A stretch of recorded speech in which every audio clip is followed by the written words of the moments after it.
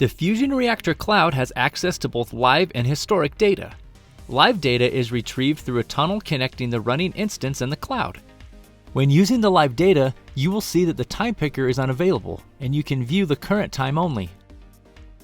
Live data is available for most server metrics and transactions, which gives you access to the real-time data without having to wait for it to be sent to the cloud. Within the Details view, you can see the current logs of the instance. Within Graphs, you can see the historic data, but also real-time data if you want to diagnose live issues.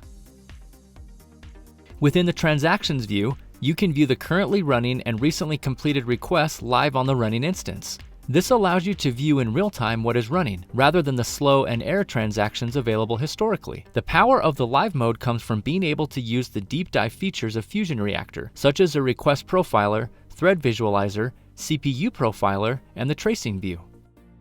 Under the Profiles tab, you can view profiles of threads and transactions to find performance issues, both in currently occurring and historic performance issues.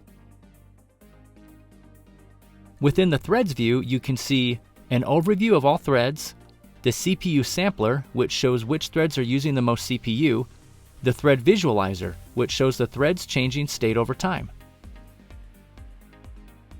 Stack Trace will perform a stack trace all on the running instance, so you can see what each thread is running. This allows you to see the thread state and slow diagnose any issues, such as high thread CPU usage and blocked threads.